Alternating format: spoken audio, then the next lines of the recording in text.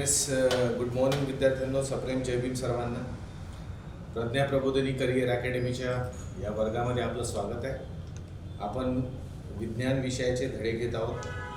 आपण आता भौतिकशास्त्र शिकणं सुरू आहे आपलं आणि आपण शेवटच्या टप्प्यात आहोत विद्यार्थ्यांनो. तर या शेवटच्या टप्प्यामधले जे टॉपिक्स आहेत त्यामधला एक टॉपिक उष्णता म्हणजे हीट हा टॉपिक सुरू होतो.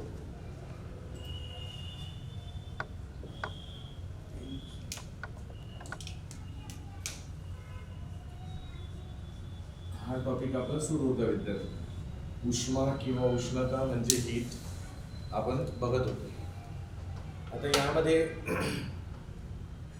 आपण मागच्या क्लासमध्ये अप्रकट उष्मा, मग जे हीटिंगच्या प्रोसेसेस आहेत त्या बघितल्या होत्या. Melting, boiling, freezing, condensation, evaporation या सगळ्या गोष्टी बघितल्या. आणि उष्णतेचं वहन, फ्लो ऑफ हीट हे कसं होते हे आपण पाहिलं. म्हणजे त्यामध्ये वहन, अभिसरण आणि प्रारण म्हणजे कंडक्शन, कन्व्हेक्शन आणि रेडिएशनचे उदाहरण आपण पाहिले. ठीक आहे. तर हे आपलं झालं आहे विद्यार्थ्यांनो. आता याच्या पुढे आपण याच टॉपिकमध्ये एक बघूया, पाण्याचे असंगत आचरण.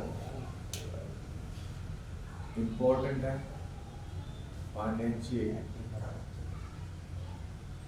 असंगत आचरण.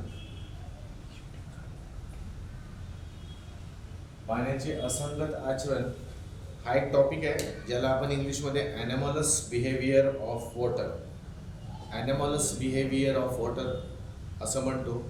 आणि त्याला आपण असं म्हणतो की त्यामध्ये आपण हे बघतो की ॲक्च्युली असंगत म्हणजे काय.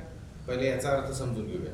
ॲनॅमलसचा अर्थ काय, तर याचा अर्थ हा होतो की जे नॉर्मल रूल्स अँड रेग्युलेशन्स आहेत त्यांच्या व्यतिरिक्त काहीतरी विशिष्ट दुसऱ्या पद्धतीनेच एखादी पदार्थ व्यवहार करत असेल तर त्याचं ते वागणं आपण असंगत आहे असं म्हणूया. कळलं का. म्हणजे कसं, जे नॉर्मल रूल्स अँड रेग्युलेशन्स आहेत त्या रूल्सच्या नुसार वागलं म्हणजे ते संगत आचरण, पण त्या रूल्सला अपोज करून आपण विशिष्ट पद्धतीने दुसऱ्या पद्धतीने वागलो तर त्याला आपण असंगत आचरण असं म्हणतो. ओके. तर हा पाणीही काहीचा असाच करतो. ठीक आहे. तर आपण एक just normal rules and regulations काय आहेत ते पाहूया. सपोज करा की एखादी पदार्थ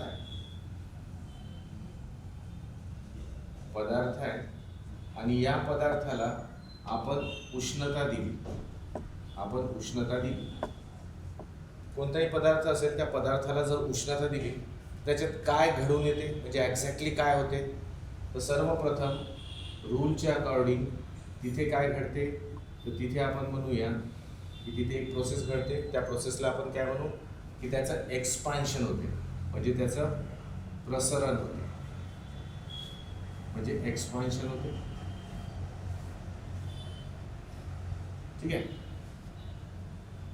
एक्सपान्शन झाला म्हणजे एक्झॅक्टली काय होते विद्यार्थ्यांनो की त्या पदार्थाचा जो साईज असेल तो वाढून जातो. प्रसरण पावलं म्हणजे काय, त्याचा साईज वाढला. साईज वाढला म्हणजे त्याला आपण टेक्निकल भाषेत किंवा सायन्स किंवा मॅथ्सच्या भाषेत काय म्हणू, तर त्याचं काय झालं, आकारमान वाढला.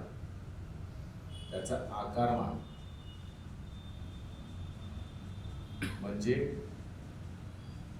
इंग्लिशमध्ये त्याला म्हणू आपण व्हॉल्यूम इन्क्रीज झाला. ओके. आता व्हॉल्यूम इन्क्रीज झाला म्हणजेच आकारमान वाढ झाला. तर याच्याने काय घडू नये, तर याच्याने एक प्रोसेस होईल. याच्याने प्रोसेस कशी होईल की आपल्याला हा फॉर्म्युला माहिती आहे, घनता बरोबर वस्तुमान भागीला आकारमान है ना. Density equals to mass upon volume. तर डेन्सिटी म्हणजे घनता आणि व्हॉल्यूम म्हणजे आकार, यामध्ये कोणता संबंध दिसतो आपल्याला, तर हे वर आहे अंशामध्ये आहे आणि हे छेदामध्ये आहे, न्यूमरेटर डिनॉमिनेटरमध्ये आहे. तर हा रिलेशन कसं होऊन जाईल, तर हा रिलेशन होईल व्यस्त प्रमाण म्हणजे इन्व्हर्स प्रपोर्शन. याचा अर्थ काय की जर आकारमान वाढले तर घनता काय होईल, कमी होईल. आकारमान वाढले तर घनता कमी होईल कारण व्यस्त प्रमाण आहे. तर इथे आपण दिसते की आकारमान वाढला कारण प्रसरण पावला, तर याच्यामुळे एक घडून येईल आणि ती गोष्ट राहील की या वस्तूची घनता काय होईल, घनता कमी होईल. घनता कमी होईल म्हणजे डेन्सिटी डिक्रीज होईल. डेन्सिटी डिक्रीज होईल. ठीक आहे. आता याच्यामुळे काय होईल, तर याच्यामुळे आपल्याला हे दिसून पडते की पदार्थ जो आहे तो काय होईल, पदार्थ हलका होईल. म्हणजे पदार्थ काय होईल, लाईट होईल. आता लाईट का बरं होते, तर ज्याही वस्तूची डेन्सिटी किंवा घनता कमी असते तो नेहमी ती वस्तू काय असते, दुसऱ्या ज्या वस्तूची घनता जास्त आहे त्या वस्तूच्या वरती तरंगते. याचं सोपंसं उदाहरण आपण बघितले आहे की एखाद्या भांड्यामध्ये इथे ऑइल आणि वॉटरला मिक्स करण्याचा प्रयत्न केला, तर ते मिक्स तर होत नाही, पण आपल्याला दिसते ऑइल म्हणजे तेल आणि वॉटर म्हणजे पाणी, तर आपल्याला पाण्यावर तेल तरंगताना दिसतं. तर याचं आपण सरळ सरळ एक्सप्लेनेशन काय देऊ, तर तेलाची म्हणजे ऑइलची डेन्सिटी काय कमी आहे आणि पाण्याची डेन्सिटी काय जास्त आहे. तर ज्याची डेन्सिटी जास्त तो खाली, ज्याची डेन्सिटी कमी तो पदार्थ हलका राहील आणि तो वरती राहील. आणि जी वस्तू हलकी असते ती वस्तू नेहमी कुठे जाते, ती वस्तू आपल्याला माहीत आहे की वर जाते, है ना, म्हणजे अप जाते. हलकी वस्तू नेहमी कुठे राहते, वर जाते. ठीक आहे. तर हा एक नॅचरल रूल आहे, है ना, नैसर्गिक नियम आहे. ज्या नियमाद्वारे पदार्थाला उष्णता दिली तर त्यामध्ये हे बदल घडून येतात.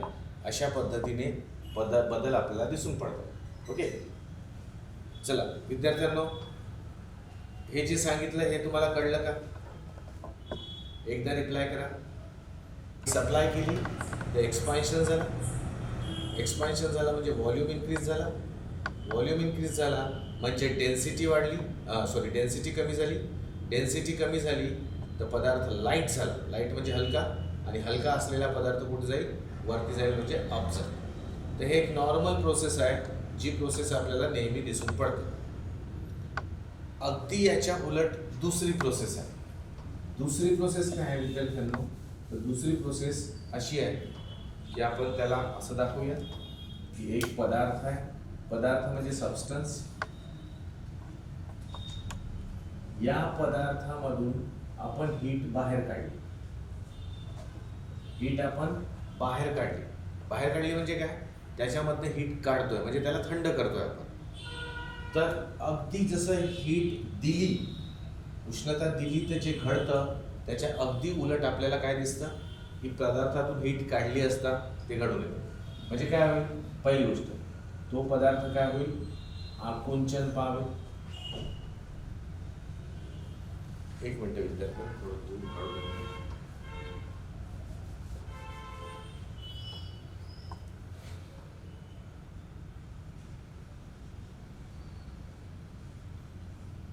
त्याला त्याच्यामधनं उष्णता काढली असता, है ना, उष्णता काढणे म्हणजे पदार्थाला थंड करणे. तर तो पदार्थ काय होतो, आकुंचन पावतो. आकुंचन पावतो म्हणजे काय होते, त्याचं कॉन्ट्रॅक्शन होते. कॉन्ट्रॅक्शन म्हणजे काय, आकुंचन म्हणजे काय, तो असा साईज कमी करून टाकतो. थंड झाला की साईज ऑटोमॅटिक काय होतात, कमी होतात. आकुंचन पावतोय म्हणजे ऑटोमॅटिक काय होत आहे, तर त्याचा आकारमान काय होईल विद्यार्थ्यांनो, कमी आहे ना. साईज कमी म्हणजे त्याने व्यापलेली जागा कमी म्हणजे आकारमान कमी होईल. इनडायरेक्टली आपण त्याला काय म्हणू इंग्लिशमध्ये, व्हॉल्यूम डिक्रीज होईल, है ना. आता आकारमान आणि घनतामध्ये काय संबंध आहे, तर ते व्यस्त प्रमाण आहे. व्यस्त प्रमाण आहे म्हणजे आकारमान जर कमी होत असेल तर ऑटोमॅटिक काय होईल, घनता वाढायला लागेल.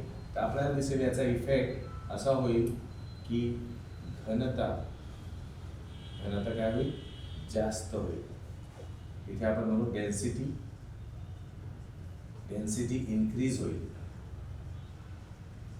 डेन्सिटी इन्क्रीज झाली तर आपल्याला काय दिसेल की तो पदार्थ इथे नाही काय, घनता कमी झाली तर हलका झाला होता, आता घनता वाढली तर पदार्थ काय होईल, भारी होईल.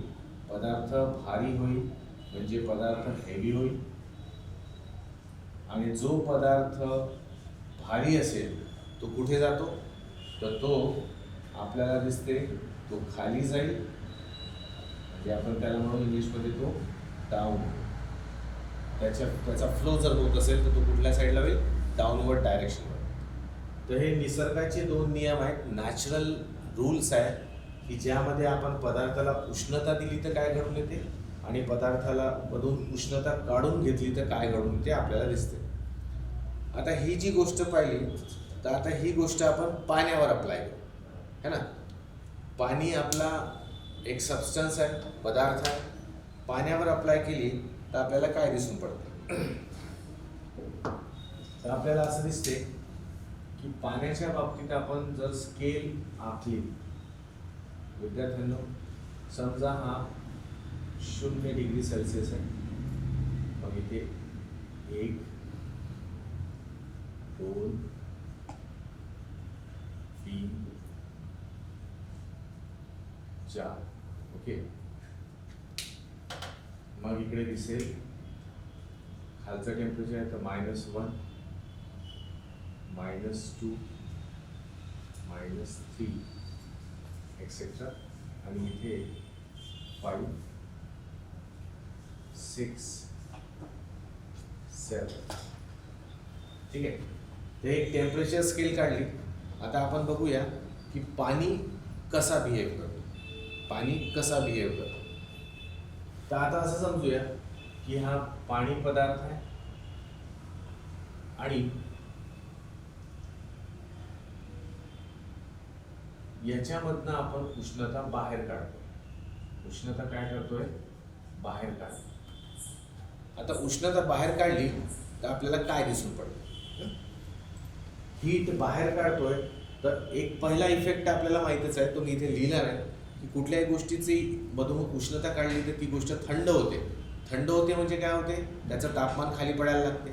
तर आपण उष्णता जर पाण्यामधनं काढली, म्हणजे असं समजा पाणी आपण फ्रीजमध्ये ठेवलं जिथे टेम्परेचर काय होतं आता कमी होतं, तर आपल्याला दिसेल की पाणी टेम्परेचर खाली होत, तो आता 7 डिग्रीवर आहे, तर 7 डिग्रीवरून खाली होत होतो तो 4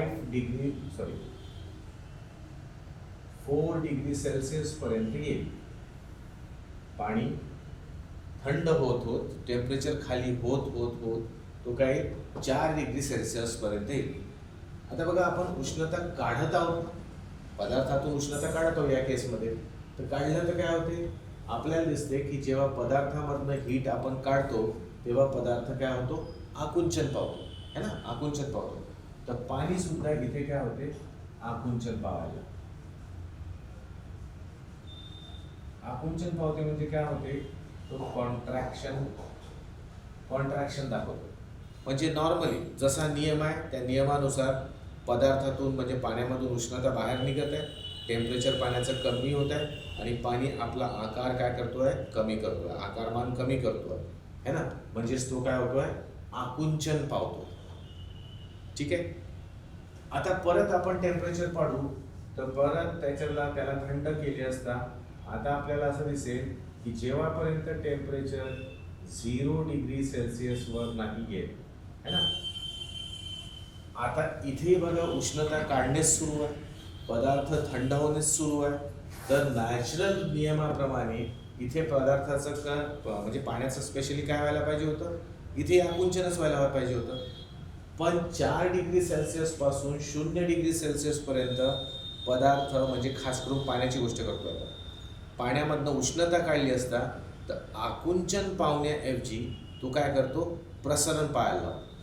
म्हणजे या ठिकाणी आपल्याला दिसेल की पाण्यामध्ये प्रसरण म्हणजे एक्सपान्शन दिसून पडेल.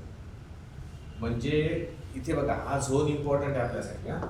4 degree Celsius to 0 degree Celsius पाण्याचं तापमान कमी होणं सुरू आहे, है ना. पाण्याचं तापमान कमी होत आहे कारण पाण्यामधनं हीट आपण बाहेर काढतो. तर नॅचरल रूल काय म्हणते की पदार्थामधनं उष्णता काढली असता त्याने कंटिन्युअसली काय व्हायला पाहिजे, आकुंचन पावायला पाहिजे. तर इथेही पाण्याने आकुंचन पावायला पाहिजे होतं, म्हणजे त्याने आपला साईज कमी करायला पाहिजे होतं. पण असं दिसून येते की पदार्थ जेव्हा तापमान त्याचं कमी होत आहे तर पाणी स्पेशली 4 ते 0 डिग्री दरम्यान आकुंचन पावण्याऐवजी काय होतो, प्रसरण पावायला लागतो. म्हणजे तो असा होण्याऐवजी तो एक्सपांड व्हायला लागतो. ठीक आहे. आणि मग इथे 0 डिग्रीवर तो बर्फच बनून जातो पाणी, आणि मग पाणी खाली टेम्परेचर पडेल, मग नॉर्मली तो बिहेव करतो. आता हीच गोष्ट आपण उलट पाहिली. इथे जर आपण ठेवलं, इथे पाणी आहे आणि आता पाण्याला आपण काय करूया, पाण्याला उष्णता देऊ. म्हणजे 0 डिग्री सेल्सिअसवर पाणी आहे, ओके, आणि पाण्याला आता उष्णता देऊया. तर पाण्याला उष्णता दिली असता आपल्याला काय दिसेल की पाण्याचं तापमान वाढायला लागेल. तापमान वाढायला लागेल म्हणजे 0 पासून ते तापमान कुठपर्यंत जायला पाहिजे, 4 डिग्री, आणि वरती पण 0 ते 4 4च्या दरम्यान आपण. आता पाण्याला उष्णता देऊन राहिलो तर काय इफेक्ट व्हायला पाहिजे, त्याने हीट ग्रहण केल्यानंतर त्याचं तापमान वाढेल. तापमान तर नक्कीच वाढत आहे, पण एक्सपान्शन व्हायला पाहिजे, त्याने प्रसरण पाहायला पाहिजे. तर 0 डिग्री सेल्सिअस ते 4 डिग्री सेल्सिअसच्या दरम्यान जे पाणी तापत राहतं किंवा त्याला उष्णता पुरवली जात राहते, ते इथे प्रसारित होण्याऐवजी तो काय होतो, कॉन्ट्रॅक्ट होतो. म्हणजे काय होतो, आकुंचन पावतो. आकुंचन पावतो. त्याचं तापमान वाढत आहे विद्यार्थ्यांना, तर त्याने काय करायला पाहिजे होतं, त्याने इथे सांगितलेल्या नियमाप्रमाणे तापमान वाढत आहे तर आकुंचन पाहायला पाहिजे होतं, पण इथे त्याला प्रसरण पाहायला पाहिजे होतं, पण प्रसारित न होता तो कॉन्ट्रॅक्ट म्हणजे आकुंचित व्हायला लागतो. म्हणजे त्याच्या साईड एक्सपान्शनऐवजी कॉन्ट्रॅक्शन दाखवतो. आणि मग त्याच्यानंतर 4 डिग्री सेल्सिअसच्या वरती जर आपण त्याला तापवत गेलो, इथे तो नॉर्मली बिहेव करेल, म्हणजे तो प्रसरण होईल त्याचं, म्हणजे त्याचं एक्सपान्शन घडून पडेल. तर आता हे थोडंसं समजण्याचा प्रयत्न करा. आम्हाला दिसते की 4 डिग्री सेल्सिअसच्या वरती म्हणजे 5, 6, 7, 8 इथे आम्ही उष्णता काढली असता किंवा उष्णता दिली असता पाणी निसर्गाच्या नियमाप्रमाणे वागतो. म्हणजे निसर्गाच्या ज्या नियमाप्रमाणे पाण्याला उष्णता दिली तर काय व्हायला पाहिजे किंवा उष्णता काढली तर काय व्हायला पाहिजे, आकुंचन आणि प्रसरण त्या हिशोबाने वागतो.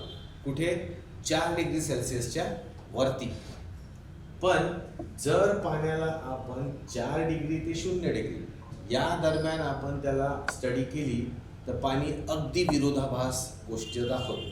म्हणजे तो काय करतो, जिथे आकुंचन पावायचे होते, जिथे कॉन्ट्रॅक्ट व्हायला पाहिजे होता, तिथे तो प्रसारित होतो म्हणजे एक्सपांड होतो, आणि जिथे त्याला प्रसारित व्हायला पाहिजे होतं म्हणजे जिथे त्याला एक्सपांड व्हायला पाहिजे होतं, तिथे अगदी उलट तो आकुंचन पावतो.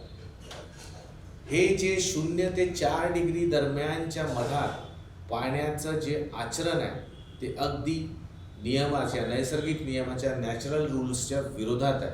आणि म्हणून आपण म्हणतो की पाणी 0 डिग्री सेल्सिअस ते 4 डिग्री सेल्सिअसच्या दरम्यान काय दाखवतो, तर असंगतपणा दाखवतो, ॲनॉमॅलस नेचर दाखवतो. आणि म्हणूनच या त्याच्या गुणधर्माला काय म्हणतो आपण, ॲनॉमॅलस बिहेवियर ऑफ वॉटर, पाण्याची असंगत आचरण. तर विद्यार्थ्यांनो, एकदा तुम्ही रिप्लाय करा की तुम्हाला हे कळून आलं का. स्टुडंट्स प्लीज रिप्लाय करा.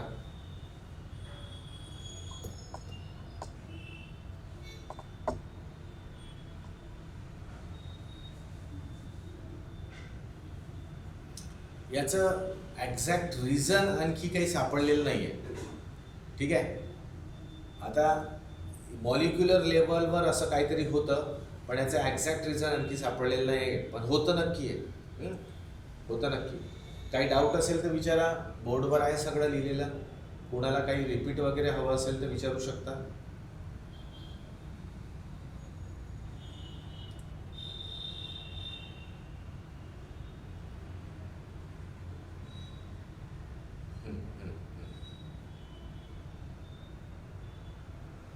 बघा, ॲक्च्युली पाण्याचं असंगत आचरण आपल्याला समजायचं असेल, मी एकदम शॉर्टमध्ये तुम्हाला रिवाईज करून देतो. पाण्याचं असंगत आचरण समजून घ्यायचं असेल तर या दोन नैसर्गिक नियमांना आपल्याला समजून घ्यावं लागतं. तर हे नियम सिम्पलचे आहेत, हे प्रत्येक पदार्थावर लागू होतं. उष्णता दिली असतात प्रसारण पावतात म्हणजे एक्सपान्शन, आकारमान वाढवते म्हणजे व्हॉल्यूम इन्क्रीज होते, घनता कमी होते म्हणजे डेन्सिटी डिक्रीज होते, हलका होते पदार्थ म्हणजे लाईट होते आणि तो पदार्थ कुठे जातो? वरती जातो. हलका पदार्थ नेहमी वरती जातो. आणि दुसरा, हीट काढली असता त्याचे आकुंचन होते म्हणजे साईज कमी होतो, आकुंचित होत होतो. आकुंचित होतो म्हणजे आकारमान कमी होते, व्हॉल्यूम कमी होते. घनता काय होते? घनता जास्त होते विद्यार्थ्यांना, है ना. आणि ही घनता हे लक्षात ठेवायचं, घनते बाबतीत नियम हा आहे, घनता बरोबर वस्तुमान भागीला आकारमान. या नियमानुसार आकारमान काय झाला? इथे कमी झाला म्हणून घनता वाढली. ओके, घनता जास्त झाली म्हणजे डेन्सिटी बरोबर वाढली, तर मग पदार्थ भारी होतो म्हणजे हेवी होतो आणि मग पदार्थ खाली बसायला लागतो. हे दोन नियम तुम्हाला समजले की ते पाण्याचं असंगत आचरण खूप इझी आहे. तर या दोन नियमामध्ये कोणाला डाऊट असेल तर त्यांनी एकदा कमेंट टाकावा. दोन नियम असे वागतात तर याच्याबद्दल तुम्हाला काही डाऊट असेल तर एखादी कमेंट टाकावा, अदरवाईज मी पुढे जाऊ. ठीक आहे, नो कमेंट की हां. तर बघा, पाण्याला जर आपण थंड करतोय, पाण्यामधनं उष्णता थंड करणे म्हणजे काय? उष्णता काढणे त्याची. तर पाण्याची उष्णता जेव्हा आपण काढतो तर पाणी काय होते? आकुंचन पावतो. उष्णता काढतोय आणि पाणी समजा 60 डिग्री सेल्सिअसवर आहे तर टेम्परेचर कमी कमी होत जाईल. टेम्परेचर कमी होत जाईल म्हणजे 7, 6, 5.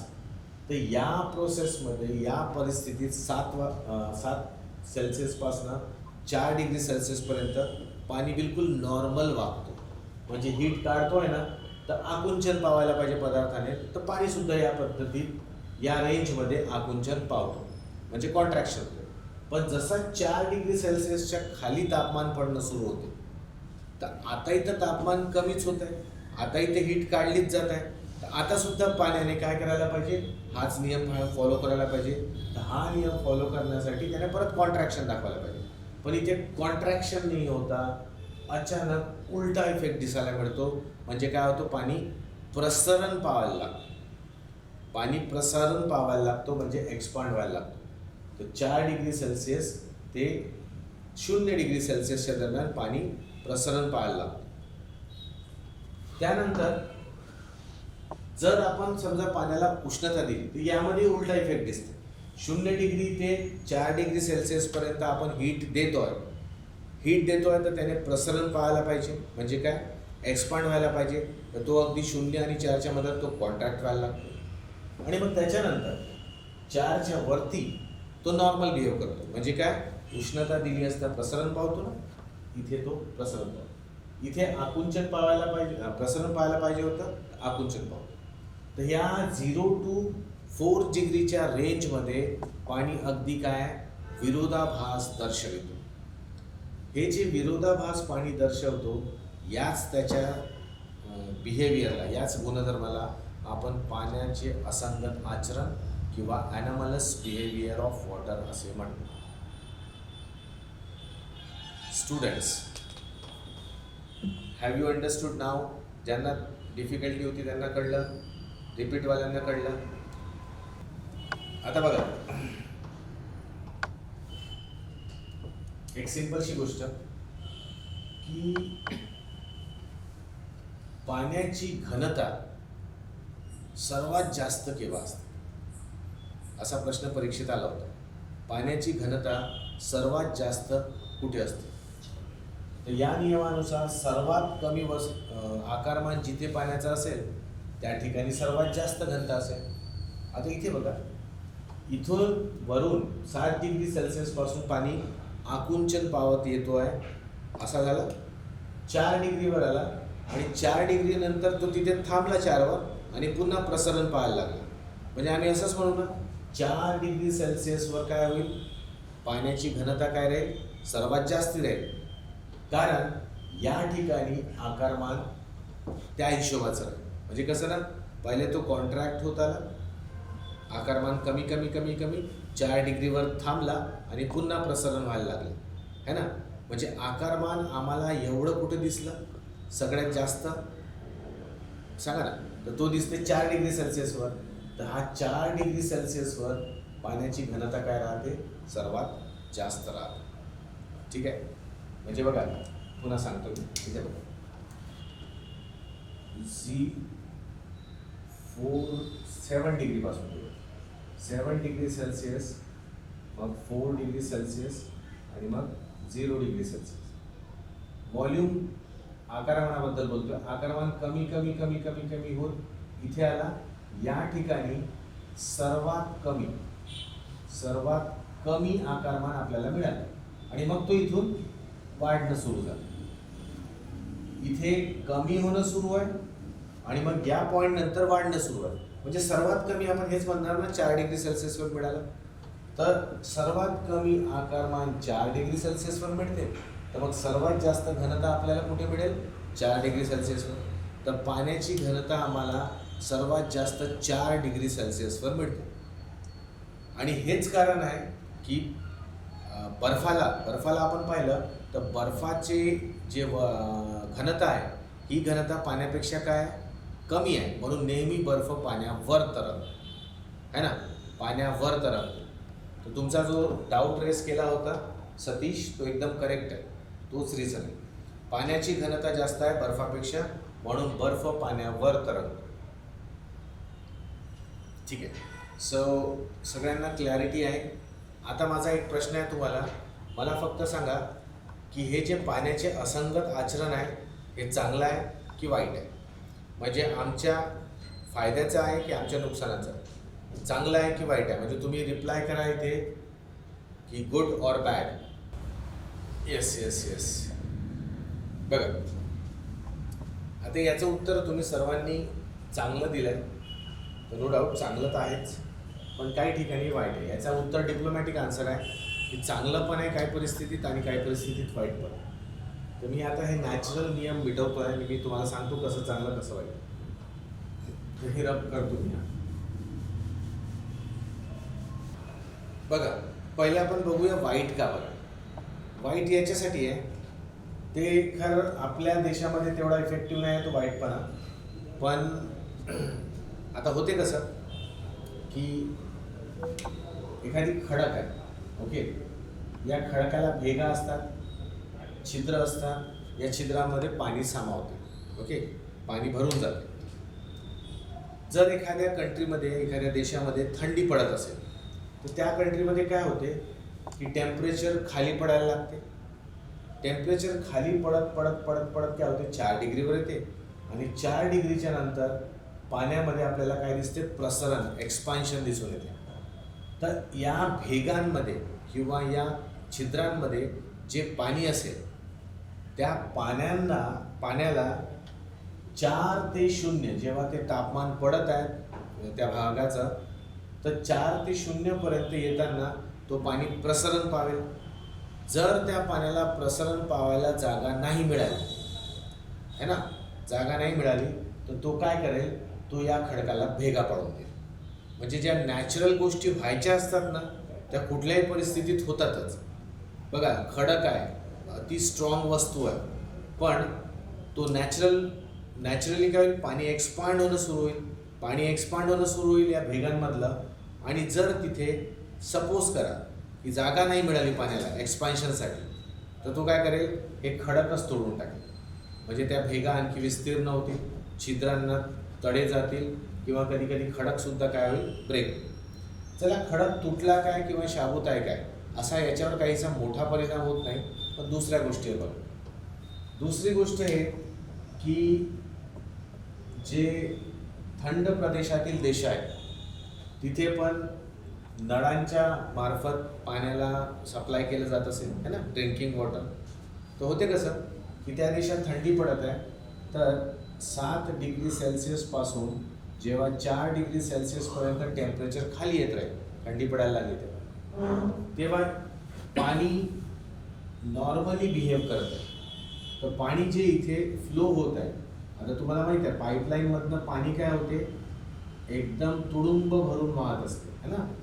आपल्या पाण्याच्या पाईपलाईनमध्ये पाणी असं काही हाफ लेवलवर फ्लो नाही होत, ते पूर्ण परफेक्ट लेवलवर पूर्ण टाईटरित्या प्रेशराईज पाणी फ्लो होत राहतं. ओके, 7 डिग्री ते 4 डिग्री पाणी नॉर्मली बिहेव करते, आकुंचन पावते, म्हणून पाणी फ्लो होत राहतं.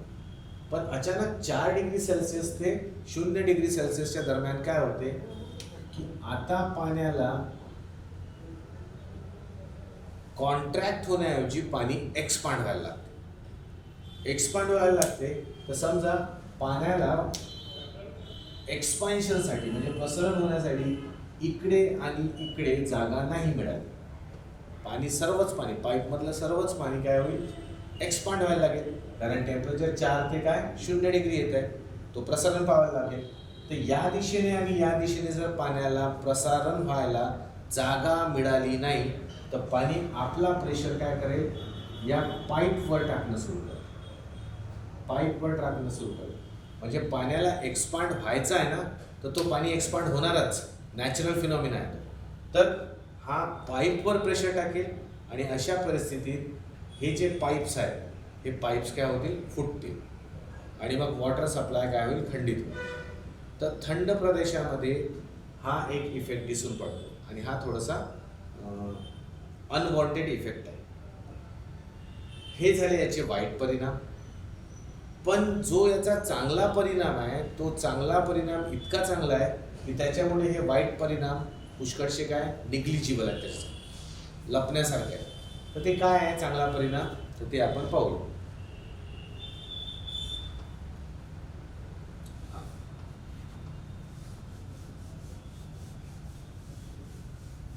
तर आपण बघूया चांगला आणि वाईट परिणाम कसा. तर आपल्याला दिसते की थंड प्रदेशात सुद्धा काय तलाव असतील आणि तलाव असतील तर त्या तलावांमध्ये, हा तलाव आहे समजा आणि या तलावांमध्ये जलचर प्राणी आणि वनस्पती असतील, हे आपल्याला माहिती.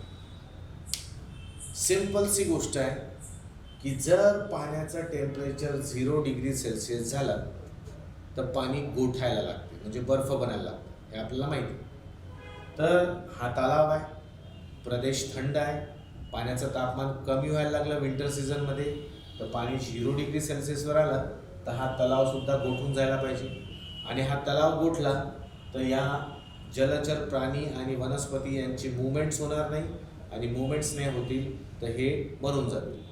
म्हणजे एका प्रकारे आपल्याला दिसते की प्रत्येक विंटरमध्ये, प्रत्येक हिवाळ्यात या थंड प्रदेशांमध्ये काय व्हायला पाहिजे, तर या थंड प्रदेशांमध्ये जलचर वनस्पती आणि प्राणी हे मरून घ्यायला पाहिजे. पण असं होते का विद्यार्थ्यांना, असं होत नाही. तसं न होण्यामागे कारण काय, असं न होण्यामागे पाण्याचे असंगत आचरण. तर आपल्याला दिसते की होईल काय ॲक्च्युली, जेव्हा थंडी पडायला लागेल तर पहिले टेम्परेचर कुठून कमी होणं सुरू होईल, ॲटमॉस्फिअरमधनं है ना. तर आपण असं समजू की इथे 7 डिग्री सेल्सिअसपर्यंत ॲटमॉस्फिअरिक टेम्परेचर आलं तर 7 पासून खाली येत आहे टेम्परेचर आणि 4 डिग्री सेल्सिअसपर्यंत टेम्परेचर आलं. आता सिंपल काय होईल, ही जी पाण्याची वरची लेयर आहे हिचंही तापमान कमी होत राहील, कारण ही पहिली लेयर वातावरणाच्या ॲटमॉस्फिअरच्या कॉन्टॅक्टमध्ये येत आहे. तर ही पहिली लेयरचं टेम्परेचर किती होऊन जाईल, सपोज करा कमी होत आहे तर मी असं म्हणतो की 7 वरून 5 वर आला तर 5 डिग्री सेल्सिअस टेम्परेचर झालं. वरून थंड होणं सुरू आहे त्याला तर खाली टेम्परेचर थोडं जास्ती आहे, तर इथलं टेम्परेचर या पहिल्या लेयरचं टेम्परेचर पहिले असं इमॅजिन करू 5 डिग्री सेल्सिअस झालं. आता तुम्हाला तेच नियम, टेम्परेचर कमी झालं म्हणजे उष्णता निघाली तर काय होईल, कॉन्ट्रॅक्शन होईल म्हणजे आकुंचन पावेल. निसर्गाच्या नियमाप्रमाणे आकुंचन पावेल म्हणजे काय होईल, आकारमान कमी होईल, घनता वाढेल, व्हॉल्यूम कमी, डेन्सिटी इन्क्रीज होईल आणि डेन्सिटी वाढली, घनता वाढली तर वस्तू भारी होते आणि भारी वस्तू कुठे जाते, खाली जाते. तर ही लेयर 5 डिग्री सेल्सिअसवरची लेयर अशी तरंगत तरंगत कन्व्हेक्शन करंटच्या मार्फत काय होईल, खालच्या साईडला येत राहील. असंच काहीचं 7 डिग्री सेल्सिअस पासून 4 डिग्री सेल्सिअस पर्यंत होत राहील. इथे पाण्याची काय होईल, पाण्याची लेअर थंड होत जाईल, थंड होऊन आकुंचन पावेल, आकुंचन पावल्यानंतर काय होईल, आकारमान कमी होईल, घनता वाढेल, भारी होईल आणि खाली येईल. जे सेकंड नियम सांगितलं होतं त्याप्रमाणे. पण जसं टेम्परेचर 4 डिग्री होऊन जाते, तर 4 डिग्री सेल्सिअस पासून तर 0 डिग्री सेल्सिअस पर्यंत, 4 डिग्री सेल्सिअस ते 0 डिग्री सेल्सिअस पर्यंत एक दुसरंच काहीतरी व्हायला लागलं. आता टेम्परेचर समजा वरच्या लेअरचा 4 डिग्री सेल्सिअस झाला, 4 डिग्री सेल्सिअस झाला, तर आपल्याला दिसेल की आता काय होईल, आता पाणी प्रसरण पाहायला लागेल. पाणी प्रसरण पाहायला लागेल म्हणजे त्याचं एक्सपान्शन होणं सुरू होऊन जाईल. एक्सपान्शन झालं म्हणजे काय होईल, व्हॉल्यूम आकारमान वाढेल. आकारमान वाढलं म्हणून काय होईल, तर घनता कमी होईल. घनता म्हणजे डेन्सिटी कमी होईल. डेन्सिटी कमी होऊन काय होईल, वस्तू हलकी होईल. आणि वस्तू हलकी झाली तर ती कुठे राहील, वरती. तर 4 डिग्री सेल्सिअसवर पाण्याची घनता कमी होऊन जाते असं. आणि मग उलट बघतोय आपण. आणि मग इथे काय दिसते आम्हाला, ही प्रोसेस होताना ही म्हणजे काय एक्सपान्शन सुरू होईल. आणि एक्सपान्शन सुरू होत असताना इथे आपल्याला दिसेल की ही लेअर वरच्या बाजूलाच काय राहील, तरंगत राहील. कळलं का? पुन्हा एकदा काय झालं, तापमान 7 डिग्रीवरून 4 डिग्रीपर्यंत आलं तर नॉर्मल सुरू होतं. वरची लेअर थंड होत आहे आणि भारी होऊन खालच्या दिशेने येत आहे. पण जसं 4 डिग्री सेल्सिअस आला तर आता पाणी 4 पासून 0 पर्यंत एक्सपांड व्हायला लागेल. व्हॉल्यूम कमी होईल, व्हॉल्यूम वाढेल. व्हॉल्यूम वाढेल म्हणजे घनता कमी होईल. घनता कमी झाली तर वस्तू हलकी होऊन कुठे राहील, वरतीच राहील. म्हणजे ही 4 डिग्री सेल्सिअसवाली लेअर जी आहे ती खाली न येता तिला हलकापण आल्यामुळे ती वरच्याच बाजूला तरंगत राहील. आणि ही जी प्रोसेस आहे ही 4 पासून 0 डिग्री सेल्सिअस होतपर्यंत ही जी लेअर आहे पाण्याची सगळ्यात वरची, तळ्यातल्या सगळ्यात वरची लेअर, ही 4 पासून 0 पर्यंत वरतीच राहील. कारण तिची घनता काय आहे, कमी झालेली आहे. ती आता वरतीच अटकून पडेल. आणि जशी 0 डिग्री सेल्सिअसवर ती 4 डिग्रीपासून 0 डिग्री सेल्सिअसवर ती लेअर आली वरच्या वरती, तर ऑटोमॅटिक वरच्या लेअरला काय होईल, बर्फ जमायला लागेल. आणि ही वरची लेअर 0 डिग्री सेल्सिअसवर बर्फात रूपांतरित होऊन जाईल. बर्फात रूपांतरित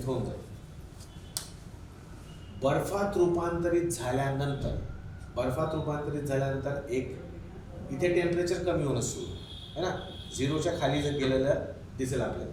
आता हा बर्फ काय करतो, हा बर्फ एक प्रकारे इन्सुलेटर म्हणून वापरला जातो. तुम्ही बर्फाच्या बाबतीत ऐकलं असेल की जे उत्तर ध्रुवाकडे आर्टिक सर्कलकडे राहतात जे लोक, तो प्रदेश टुंड्रा प्रदेश म्हणून ओळखला जातो है ना. आणि त्या टुंड्रा प्रदेशमध्ये तिथे राहणारे जे एस्किमो लोक आहेत, ते एस्किमो लोक अशा घरात राहतात. आणि या घरांना आपण काय म्हणतो विद्यार्थ्यांनो, या घरांना इग्लू म्हणतात. जर तुम्हाला कुठे वाचण्यात आलं असेल तर या घरांना इग्लू म्हणतो आपण. आणि हे इग्लू बनले कशाने असतात, हे इग्लूज बनले असतात खास करून कशाने, तर आपल्याला दिसेल बर्फानेच बनलेले असतात. म्हणजे ते बर्फाळ प्रदेशात राहतात ते एस्किमो लोक. आणि त्या बर्फाळ प्रदेशात त्यांचं जे घर बनवणं असते हे या बर्फाचेच इग्लूचेच बनवतात. का बरं ते बर्फाचेच घरं बनवतात, त्याचं कारण हे आहे की हा बर्फ जो आहे तो उष्णतेचं वहन घडवून आणत नाही. तो एक काय दुर्वाहक आहे किंवा त्याला आपण इन्सुलेटर आहे म्हणून. म्हणजे होते कसं की या इग्लूच्या आतमध्ये जर हीट असेल, उष्णता असेल, आता ते आतमधल्या भागात काय करतील, ते शेकोटी पेटवतील, जे काही करायचं आहे ते करतील, जेवण बनवतील. तर आतमधल्या भागामध्ये उष्णता राहते आणि ही उष्णता बर्फा इन्सुलेटर असल्यामुळे बाहेर निघत नाही. म्हणून उष्णता तिथे स्टोअर केली आहे असं समजून घ्या. तिला आपण काय केलं, सेफली इग्लूच्या आतमध्ये ठेवलं. तर ही प्रोसेस आपल्याला पुढे दिसून पडते बर्फामध्ये. तर हा बर्फ जो आहे तो उष्णतेचा दुर्वाहक आहे. बर्फ जो आहे हा काय आहे विद्यार्थ्यांनो, इन्सुलेटर, हीट फ्लो होऊ देत नाही. तर आता इथे बघा, इथे टेम्परेचर 0 डिग्री सेल्सिअस आला ॲटमॉस्फिअरमध्ये, पण खाली टेम्परेचर, बर्फाच्या खाली टेम्परेचर पाण्यामध्ये 0च्या खाली टेम्परेचर आलं नाही. तर इथे आपण असं समजून घ्या, इथे टेम्परेचर काहीसं 4च्या वरती म्हणजे 5 डिग्री सेल्सिअस वगैरे आहे. म्हणजे हे उष्ण आहे आणि हे थंड आहे. तर इथून उष्णता नो डाऊट बाहेर निघण्याचा प्रयत्न करेल, कारण उष्णता जास्त तापमानापासून कमी तापमानाकडे प्रवाहित होते. पण इथली उष्णता बर्फाद्वारे अडवली जाईल आणि खालच्या ठिकाणी एका पर्टिक्युलर टेम्परेचरवर, जो 0 डिग्रीच्या वरती आहे, तिथे पाणीच बनवलं आहे. आणि पाणी बनून राहिल्यामुळे या ठिकाणी आपल्याला काय दिसेल विद्यार्थ्यांनो, या ठिकाणी जलचर, वनस्पती आणि प्राणी पाणीच असल्यामुळे सुखरूप राहताना आपल्याला दिसते. आणि वरच्या ठिकाणी पूर्णपणे बर्फ आच्छादलेला असतो. तर हा आहे पाण्याच्या असंगत आचरणाचा पॉझिटिव्ह परिणाम. यामुळे आपली जीवसृष्टी, खास करून पाण्याखालची जीवसृष्टी सुरक्षित राहते. म्हणजे आपण गोठलेले समुद्रसुद्धा पाहिले असतील तुम्ही चॅनल्सवर. आणि त्या गोठलेल्या समुद्रामध्ये वरची लेअर म्हणजे खूप पातळशी लेअर नसते, चांगली जाडी लेअर बर्फाची असते. आणि त्याच्या खाली आतमध्ये जीवसृष्टी म्हणजे वनस्पती आणि प्राणी, plants and animals, flora and fauna, हे काय राहतात, थंड प्रदेशात सुद्धा सुरक्षित राहतात. तर हा एक खूप चांगला इफेक्ट आहे जो पाण्याद्वारे आपल्याला मिळतो. आणि म्हणून आपण पाण्याखालील विविध प्रकारच्या जीवसृष्टीचे रक्षण करू शकतो. तर हा आहे असंगत आचरणाचा पॉझिटिव्ह इफेक्ट. तर विद्यार्थ्यांनो, तुम्हाला हे कळलं का? जरा रिप्लाय करा, एकदा रिप्लाय करा. काही डाऊट असेल तर विचारू शकता.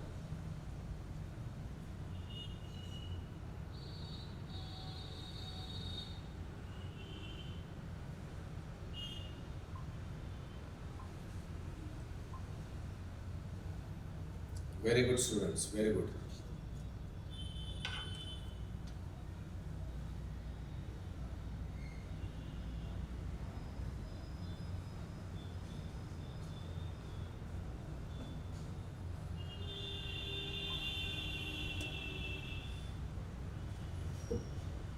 याच्यावर प्रश्न आलाय, याच्यावर म्हणजे प्रश्न असा कॉम्प्लिकेटेड तर नाही विचारलाय, पण हे याला धरून एक प्रश्न होता की जीवसृष्टीचे रक्षण थंड प्रदेशात पाण्याच्या या गुणधर्माद्वारे होते. आणि त्याचं रिझन लिहिलं होतं ॲनिमल्स बिहेवियर ऑफ वॉटर, है ना. Got it students? Very good, very good, very good. ठीक आहे, थँक्यू. हा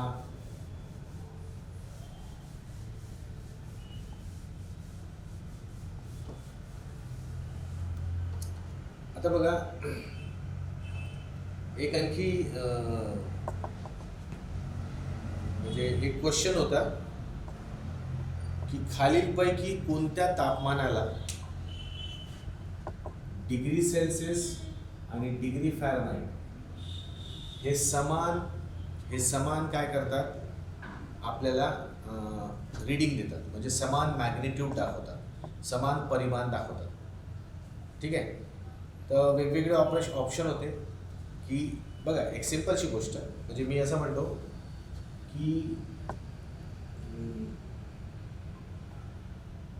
500 ग्राम म्हणजे किती किलो होता आपल्याला माहिती आहे. 500 ग्राम म्हणजे 0.5 किलो होता, हे माहिती आहे ना. तर आपण इथे दोन वेगवेगळे युनिट घेतले, ग्राम आणि किलोग्राम. तर याला जो परिमाण आहे, हा परिमाण मॅच होताना दिसतो का आपल्याला? नाही. 500 आणि -5. ठीक आहे, 500 आणि -5. -5 म्हणतो 0.5. तर हे परिमाण मॅच होताना दिसत नाही. आता क्वेश्चन हा होता की हे एक टेम्परेचरची एक स्केल आहे डिग्री सेल्सिअस, आणि डिग्री फॅरनहाइट हे दुसरी स्केल आहे.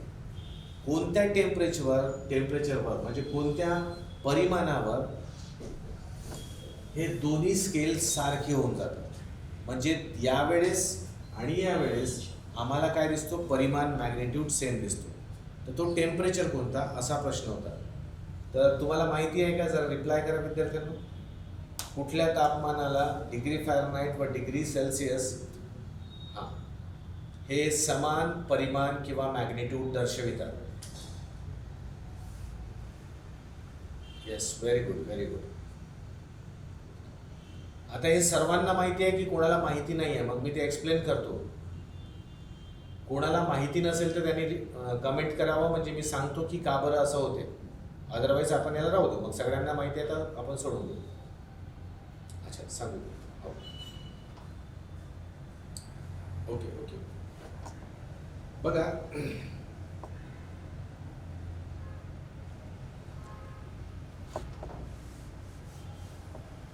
एक रिलेशनशिप आहे. ते रिलेशनशिपनुसार, वन सेकंड, मी तुम्हाला जसं लिहून दिलं होतं तसं बघू आपण. तुम्हाला हा फॉर्म्युला माहिती आहे का, C=5/9 × F-32. हा फॉर्म्युला माहिती आहे. तर हा फॉर्म्युला नसेल माहिती तर तुम्हाला एक मी असं लिहून दिलं होतं, टेम्परेचर कन्व्हर्जन C/100 = F-32/180 असं लिहून दिलं होतं.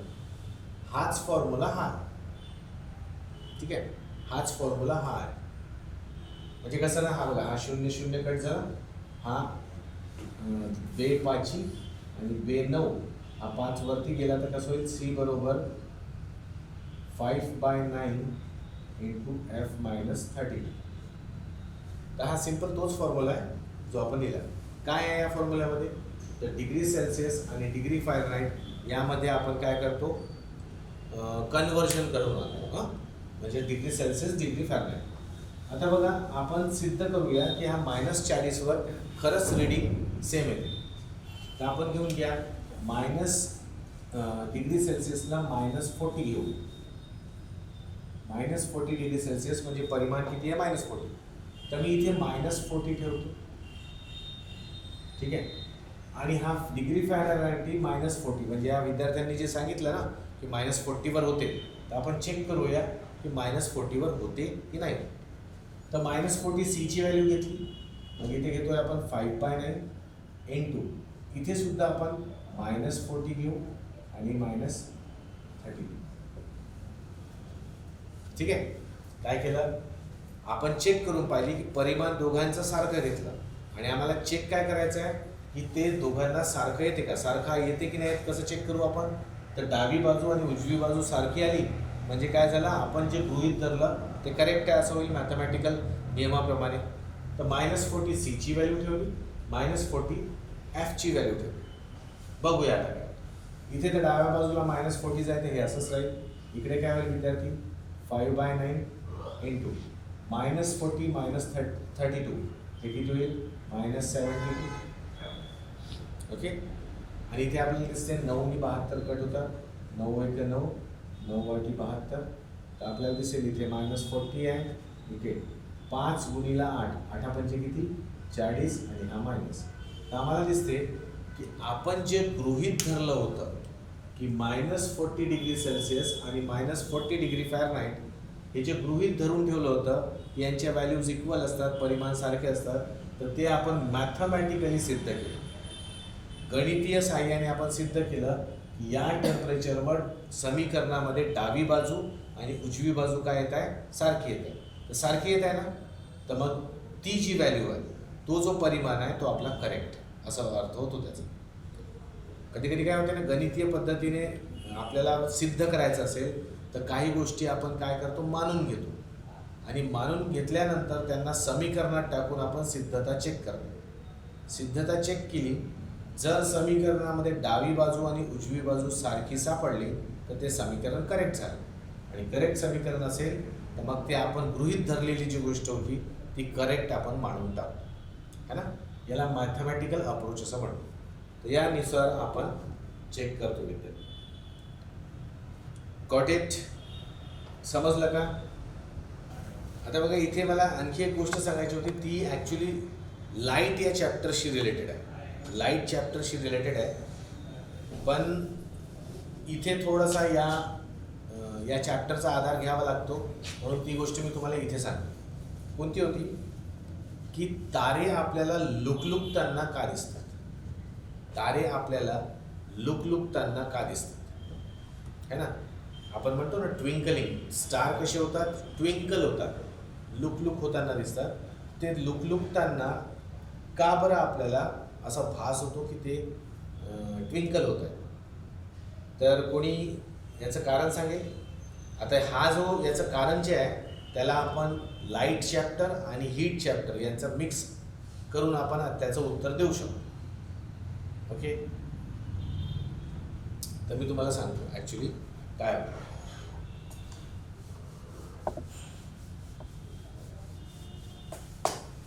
बघा विद्यार्थ्यांनो, सपोज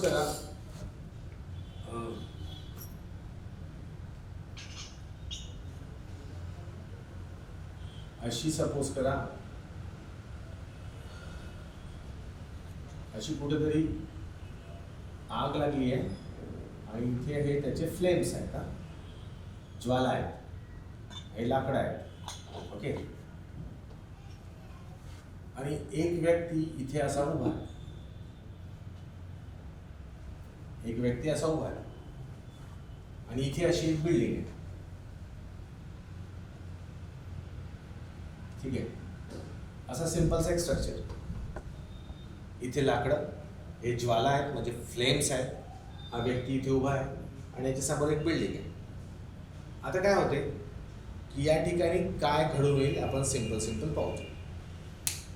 तर इथे आपल्याला हे दिसून पडेल की हे जे फ्लेम्स आहेत, या फ्लेम्स मधून उष्णता निघेल आणि हे जे एक्झॅक्टली त्या फ्लेम्सच्या वरची जी लेअर आहे एअरची, ती तापायला लागेल ना.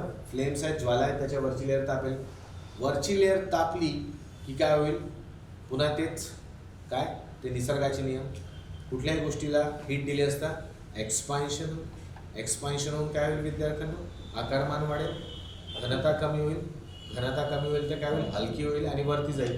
तर ही लेअर अशी हलकी होऊन वरती चालली. ठीक आहे, आणि कंटिन्युअस इथे लेयर्स वरती जातात. म्हणजे आपल्याला असं दिसेल इथून लेयर्स गरम होऊन वरच्या दिशेने ट्रॅव्हल करत आहे. ही प्रोसेस कंटिन्युअस सुरू आहे. याला आपण काय म्हणालो होतो? तर याला आपण उष्णतेच्या बाबतीत अभिसरण म्हणालो होतो. अभिसरण म्हणजे कन्व्हेक्शन म्हणालो होतो. तर अभिसरण होत राहील आणि हीट काय होत राहील? वरच्या दिशेने जात राहील. उष्णता म्हणजे तापलेली हवा वरच्या दिशेने जात राहील. ठीक आहे, आता इथे मी असं लिहितो की इथे कशी हवा आहे? इथे आहे हॉट एअर म्हणजे गरम आहे हवा. पण या ठिकाणी या हवेच्या कंपॅरिझनमध्ये इथे काय? कोल्ड एअर आहे ना, आणि इथे सुद्धा काय? Cold air.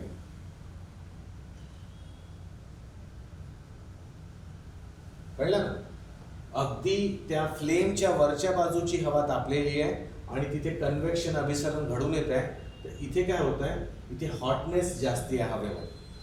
पण अगदी इकडच्या बाजूला किंवा इकडच्या बाजूला आम्हाला काय दिसेल? हवा काहीशी यापेक्षा तर थंडच आहे, नो डाऊट.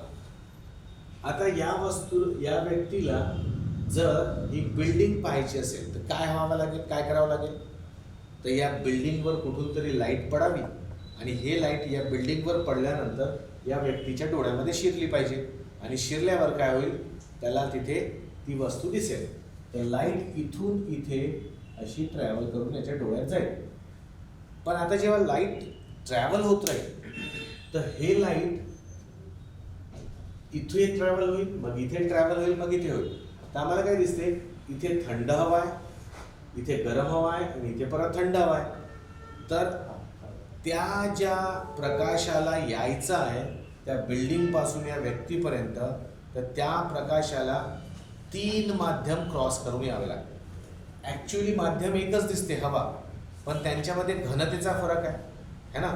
घनता इथे थंड असल्यामुळे घनता जास्त आहे, आणि घनता इथे गरम असल्यामुळे कमी आहे, आणि इथे काय आहे, घनता पुन्हा जास्त आहे. म्हणजे कोल्ड एअर आहे तर घनता जास्त, आणि हॉट एअर आहे तर घनता कमी. तर इथे आपल्याला दिसते की इकडे जे माध्यम बनले आहेत असे 3 माध्यम बनलेले आहेत. थंड हवेचं माध्यम, गरम हवेचं माध्यम, आणि पुन्हा थंड हवेचं माध्यम. आता ज्या प्रकाशाला काय करावं लागतं की प्रकाशाला हे 3ही माध्यम पार करून यावे लागतात. आणि आपण एक प्रकाशामध्ये गुणधर्म शिकला होता की प्रकाशाला जेव्हा एखादी माध्यम क्रॉस करून यायचं असते तर तो आपली दिशा काय करतो, बदलवत असतो. हे आपण कोणता गुणधर्म पाहिला होता, अपवर्तन म्हणजे रिफ्रॅक्शन. तर जेव्हा लाईट बिल्डिंगवर पडून याच्या डोळ्यात शिरते तेव्हा लाईट ॲक्च्युली एकाच पाथमध्ये नाही, तो काय करतो, आपली पाथ थोडीशी चेंज करतो. अशी काहीशी त्याची पाथ राहील, पाथ म्हणजे रस्ता राहील, आणि तो रस्ता सरळ न राहता काहीसा अशा पद्धतीचा राहील अपवर्तनामुळे. पण मला सांगा, या हॉट एअरची घनता कॉन्स्टंट आहे का? नाही. ही घनता काय आहे, टाईम टू टाईम चेंज होत आहे. कारण फ्लेम्स ज्या पद्धतीने निघतात, हवा गरम होत आहे, दुसरी हवा येत आहे, तर इथे घनता नेहमी काय होत राहते, चेंज होत राहते. तर आपल्याला दिसते माध्यम थंड गरम थंड असं आहे, पण जो गरम माध्यम आहे त्याची घनता पण फ्रिक्वेंटली चेंज होत आहे. तर ते कंटिन्युअस काय होत राहील की इथून होणारं अपवर्तन आहे हे चेंज होत राहील. आणि अशा वेळेस आपण बघा, तुम्हाला ही बिल्डिंग अशी हालताना दिसते, वेव घेताना दिसते. तुम्ही हे निदर्शनात आलं असेल तुमच्या, कधी तुम्ही बघाल हे की हे कंटिन्यू जर आपण त्या फ्लेमच्यावरून पलीकडच्या वस्तूंकडे पाहिलं तर त्या वस्तू आपल्याला हलताना दिसतात. वस्तू तर एक्झॅक्टली हलत नाही आहेत. मग का बरं असं होत आहे, तर ते जे अपवर्तन होत आहे ते कंटिन्युअस चेंज होत राहते. चेंज का होत आहे, कारण या गरम हवेचं इथे जे वातावरण आहे किंवा माध्यम आहे, हे माध्यम चेंज होत आहे. तर म्हणून अपवर्तन चेंज होते आणि त्या बिल्डिंग्स आपल्याला हलताना दिसतात. मला सांगा, हे जे सांगितलं तुम्हाला आता, इथे कन्व्हेक्शनमुळे असं होतं आणि मग अपवर्तन सांगितलं. हे कळलं का विद्यार्थ्यांनो? स्टुडंट्स एकदा रिप्लाय करा.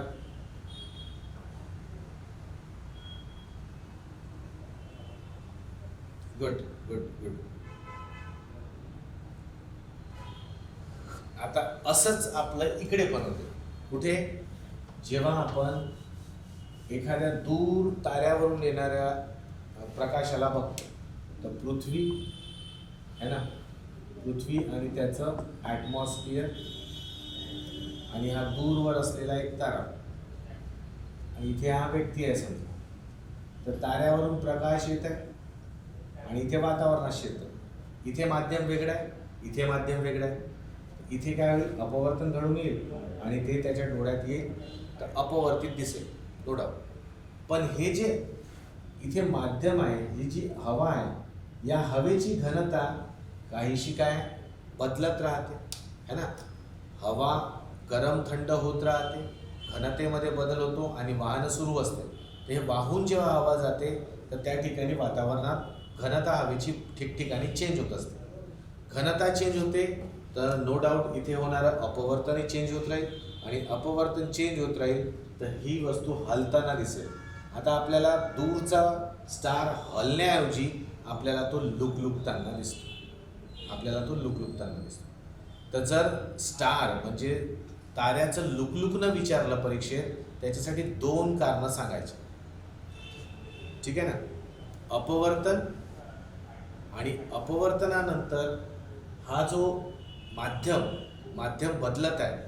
माध्यम बदलत आहे म्हणजे काय, माध्यमामध्ये घनतेच्या फरकामुळे, आणि घनतेचं फरक म्हणजे कसं, उष्णतामुळे घनतेमध्ये फरक येतो, आणि त्या घनतेच्या फरकामुळे अपवर्तन कंटिन्युअसली चेंज होत राहतं. तर त्यावेळेस आपल्याला काय दिसतो की तो तारा लुकलुकताना दिसतो. म्हणजे लुकलुकण्यासाठी 3 फॅक्टर कोणते? अपवर्तन, उष्णता आणि उष्णतेमुळे निर्माण होणारे घनतेमधला फरक, या 3 कारणामुळे लुकलुकणं आपल्याला दिसून पडतं. I hope you understood students. एकदा रिप्लाय करा.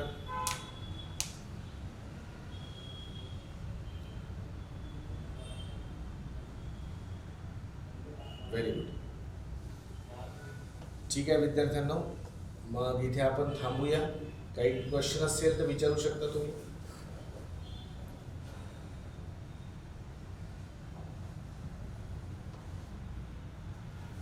स्वतःचा प्रकाश नाही, कोणाला?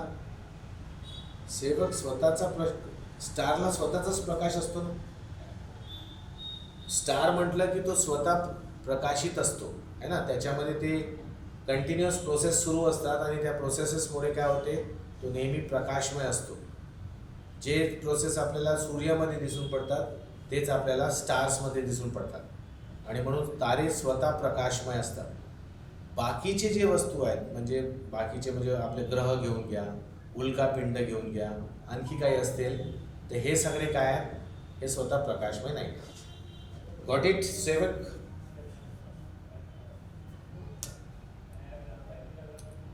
Okay okay. तर सर्वांना प्रज्ञा प्रबोधिनी करिअर अकॅडमीतर्फे मनस्वी धन्यवाद. तुमच्या परीक्षेचा वेळ जवळ येत आहे तर तुम्ही रीतसर अभ्यास करत असाल असं गृहीत धरतो आणि हा क्लास इथे संपतो. थँक्यू. उद्या भेटूया याच वेळेस. Thanks a lot. Bye bye students.